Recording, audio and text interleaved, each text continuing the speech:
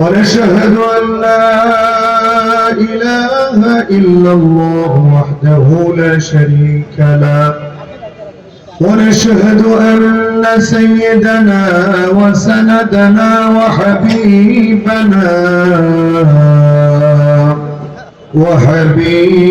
ربنا وطبيبنا وطبيب قلوبنا ومولانا محمدا عبده ورسوله أرسله الله تعالى إلى الناس كافة بشيرا ونذيرا وداعيا إلى الله بإذنه وسراجا وقمرا منيرا أما بعد فقد قال الله تبارك وتعالى في كلامه المجيد وفي فرقانه الحميد أعوذ بالله من الشيطان الرجيم بسم الله الرحمن الرحيم ولو أن أهل القرى آمنوا واتقوا لفتحنا عليهم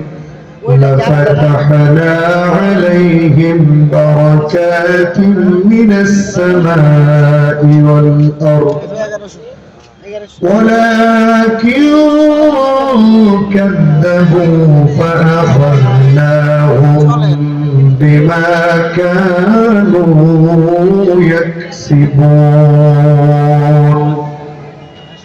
وقال رسول الله صلى الله عليه وسلم لوددت أني أقتل في سبيل الله ثم أحيا ثم أقتل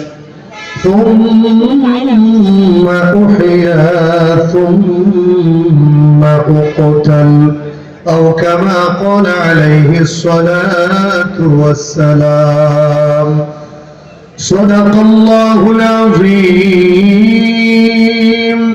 وصدق رسوله النبي الأمي الكريم ونحن على ذلك لمن الشاهدين والشاكرين والحمد لله رب العالمين توحيدك أمانة सीनों में है हमारा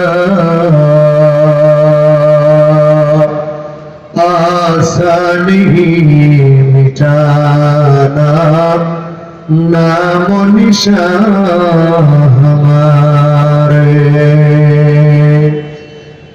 आज भी हो जो इब्राहीम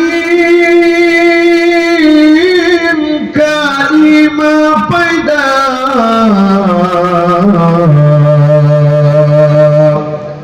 आग कर सकती है एक अंदाज़े गुलिस्ता पैदा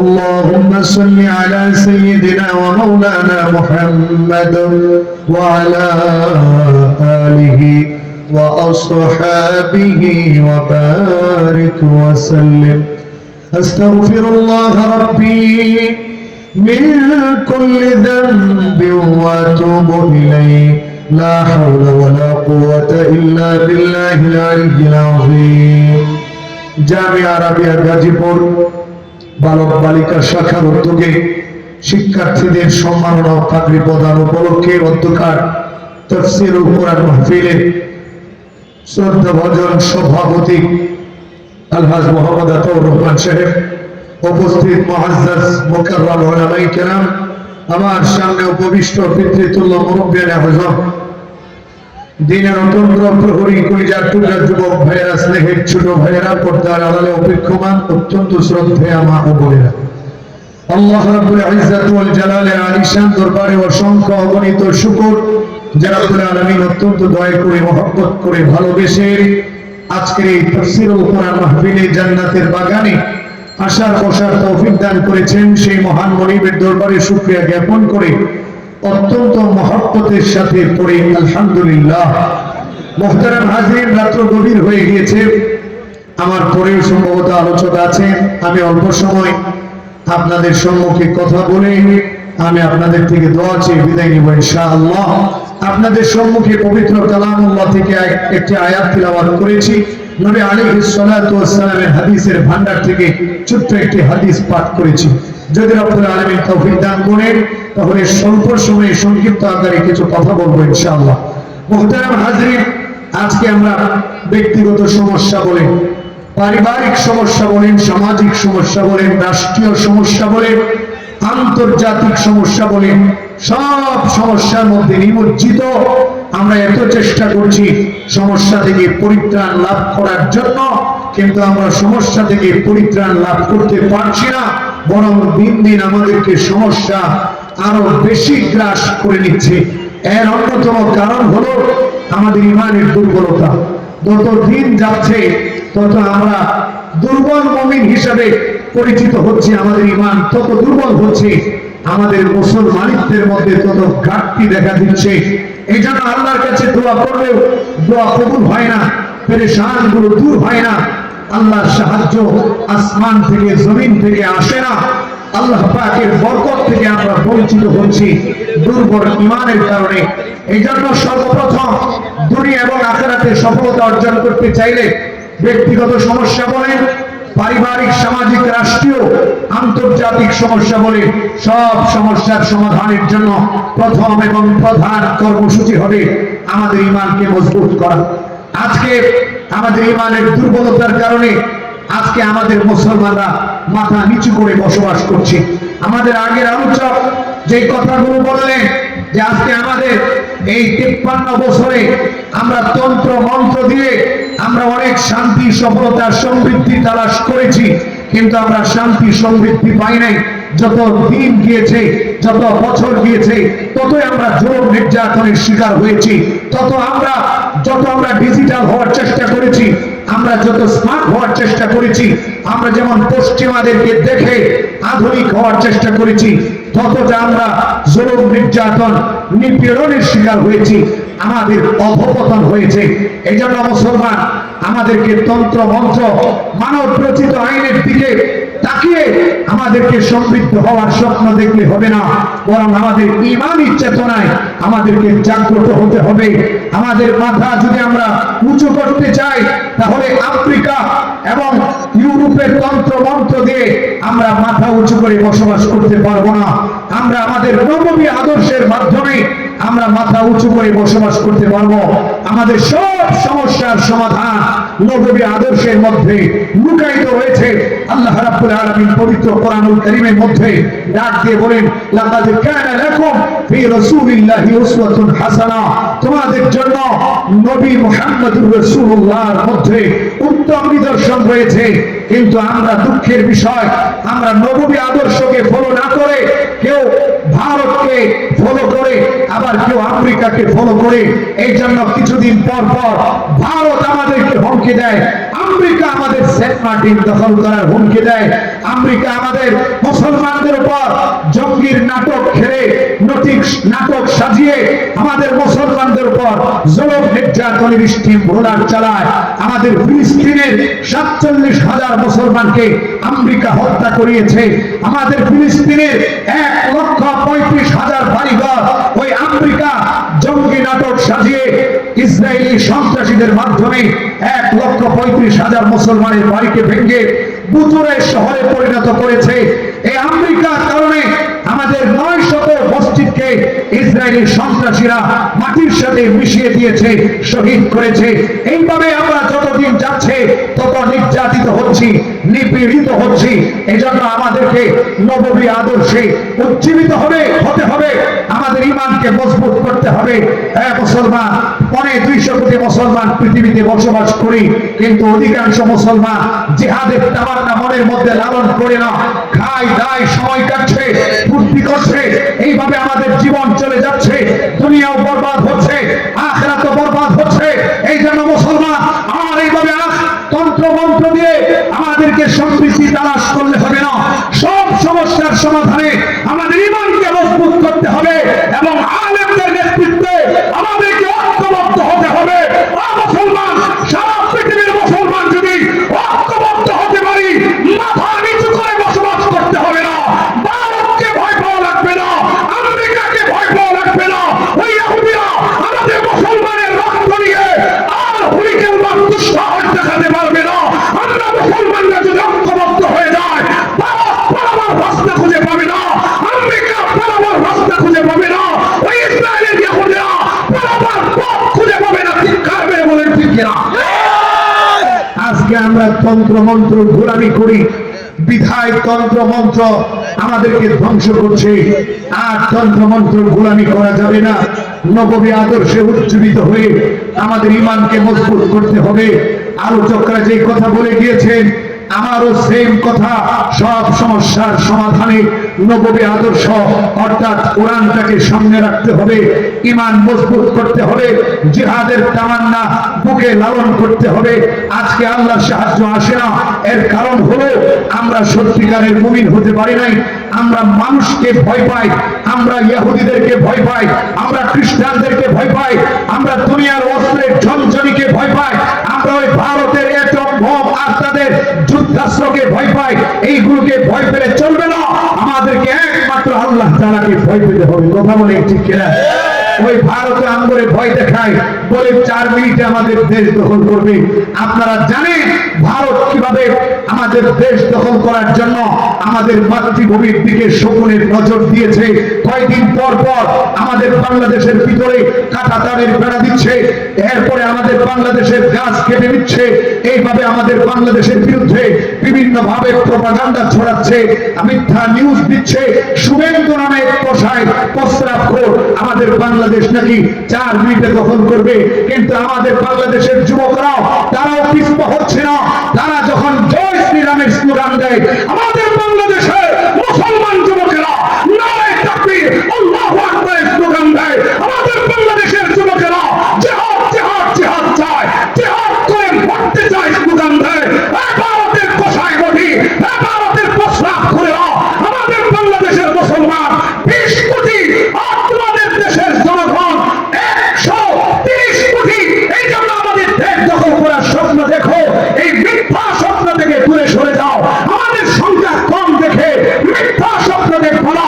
একটাবার আমাদের ইতিহাস করে দেখো, বদরের যুদ্ধে আমাদের সংখ্যা ছিল কম, উহুদের যুদ্ধে আমাদের সংখ্যা ছিল কম, ইয়ারমুকের যুদ্ধে আমাদের সংখ্যা ছিল কম, খন্দকের যুদ্ধে আমাদের সংখ্যা ছিল কম। আমরা সংখ্যা গরিষ্ঠতা দিয়ে জিহাদ করি না, আমরা অস্ত্র দিয়ে জিহাদ করি না, আমরা জিহাদ করি ঈমানি পাওয়ার দিয়ে। কথা বলে ঠিক না? সুতরাং আমাদেরকে ওই অস্ত্রের ঝনঝনি দিয়া ভয় দেখাইবা না, সংখ্যা গরিষ্ঠ দিয়া ভয় দেখাবো না। আমরা মুসলমান সংখ্যায় কম হতে পারি, কিন্তু আমাদের ঈমানি পাওয়ার আছে। কথা বলে ঠিক? ইতিহাস পড়ে দেখো, ওই 313 জনের সামনে তোমাদের দাদা বাবুরা 1000 টিকতে পারে নাই। খন্দকের যুদ্ধে আমাদের 3000-এর সামনে তোমাদের 10,000 টিকতে পারে নাই। আমাদের ইয়ারমুকের যুদ্ধে মুসলমানের সংখ্যা ছিল মাত্র 40,000, তোমাদের সংখ্যা ছিল 2,40,000। আমাদের মুসলমানের সামনে তোমরা টিকতে পারো নাই, পিছনের দরজা দিয়ে পলায়ন করেছিল। এবারও যদি তোমরা আমাদের মাতৃভূমির দিকে নজর দাও, এদেশের 20 কোটি মুসলমান, এদেশের 20 কোটি মানুষ রক্ত দিবে, জীবন দিবে, ভারতের কাছে ছাড়বে না। কথা বলেন ঠিক না? হে মুসলমান, প্রস্তুত থাকতে হবে আমাদেরকে। মাতৃভূমির প্রতি প্রেম এটা ঈমানের একটা অংশ। মাতৃভূমির প্রেম এটা ঈমানের একটা অংশ। মাতৃভূমির প্রেম মনের মধ্যে রাখবো ইনশাআল্লাহ। কারণ নবীজি মাতৃভূমিকে ভালোবাসতেন। কথা বলেন ঠিক কিনা? নবীজি মাতৃভূমিকে মহব্বত করতেন। এই জন্য মক্কা ছেড়ে যখন মদিনায় হিজরত করে তখন নবীজি কাঁদতেছিলেন আর বলতেছিলেন, হে আমার বউ, আমাকে তোমরা মাতৃভূমিতে থাকতে দিলে না। সাহাবায়ে কেরাম মাতৃভূমিকে ভালোবাসতেন। এই জন্য সাহাবায়ে কেরাম খন্দকের যুদ্ধে মদিনাকে চতুর্দিক থেকে খনন করে মদিনা রক্ষা করেছেন।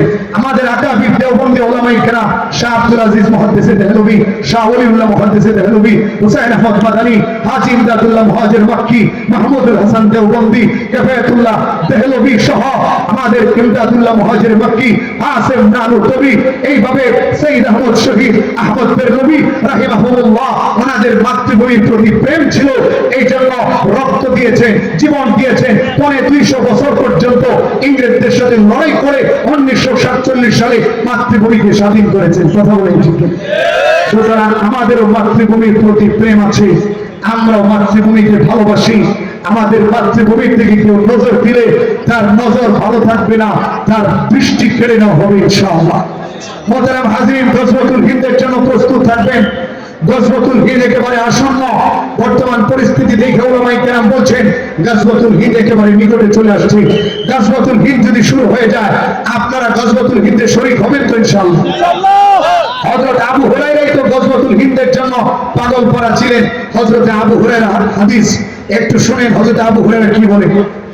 আল্লাহর নবীর কাছ থেকে যখন আবু হুরায়রা শুনেছেন যে গজওয়াতুল হিন্দ হবে, ওখানে গজওয়াতুল হিন্দে যারা মুসলমানদের পক্ষে থাকবে ওরা জান্নাতের মেহমান হয়ে যাবে, এই কথা শুনে হযরত আবু হুরায়রা বলছেন, হে পৃথিবীর মুসলমান শোনো, আল্লাহর নবী বর্ণিত গজওয়াতুল হিন্দ যদি শুরু হয়ে যায়, আমি আবু হুরায়রা যদি জীবিত থাকি, তাহলে আমি আবু হুরায়রা উনফিকু মালি ওয়া নাফসি, আমি আবু হুরায়রা ওই গজওয়াতুল হিন্দের জন্য আমার জীবন ব্যয় করব, আমার সম্পদ ব্যয় করব। আর আমি যদি ওই জিহাদ করতে করতে শাহাদাত বরণ করি, তাহলে আমি আবু হুরায়রা ফাআফদালুশ শুহাদা, আমি উত্তম শহীদ হয়ে যাব। আর আমি আবু হুরায়রা যদি শহীদ না হইয়া জীবিত হয়ে ফিরে আসি, গাজী হয়ে ফিরে আসি, ফাআনা মুহাররারা, তাহলে আমি আবু হুরায়রা জাহান্নাম থেকে মুক্ত হয়ে ফিরে আসব।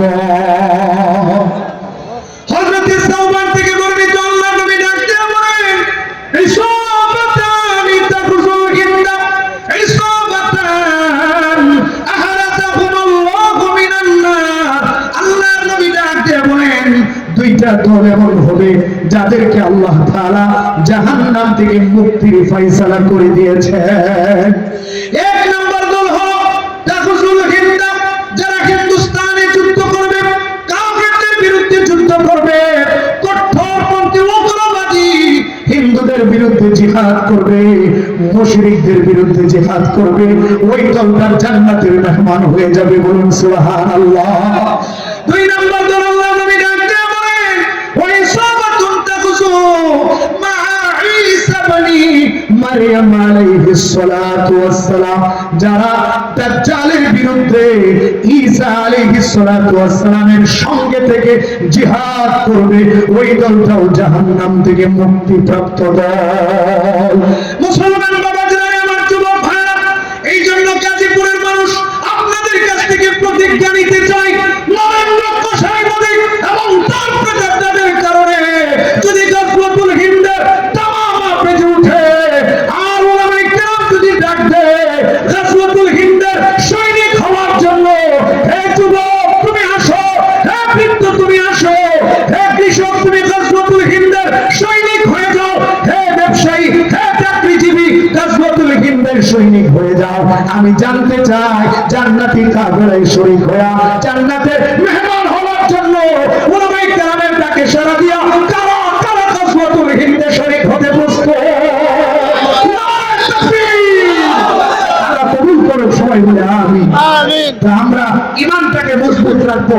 নামাজ রোজা তো আমাদের সুন্দর না, নামাজ রোজার মাধ্যমেও জিহাদের, নামাজ রোজার মাধ্যমেও জান্নাতে যাওয়ার আশা রাখবো, আর জিহাদের মাধ্যমে জান্নাতে যাওয়ার বড় আশা রাখবো। এটাও আমাদের জান্নাতে যাওয়ার বড় একটা মাধ্যম। কারণ আল্লাহ নবী বলেছে যে জান্নাতে যাওয়ার শর্টকাট রাস্তা হলো জিহাদ, জান্নাতে যাওয়ার মুখতাসার শর্টকাট রাস্তা হলো জিহাদ। এরপরে নবীজি আরো বলেছেন, বুখারীর বর্ণনা, আল জান্নাতু তাহতা জিলালিস সুয়ুফ, তরবারির নিচে হলো জান্নাত। এরপরে আমাদের নবী সব সময় শাহাদাতের তামান্না মনের মধ্যে রাখতেন। হযরত ওমর তো দোয়া করতেন, আল্লাহুম্মা রযুকনা শাহাদাতান ফি সাবিলি। হযরত আব্দুল্লাহ আল্লাহর নবীর কাছে দোয়া চান, আল্লাহর নবী আপনি আমার জন্য দোয়া করবেন, আল্লাহ যেন আমাকে শাহাদাতের মৃত্যু দান করেন।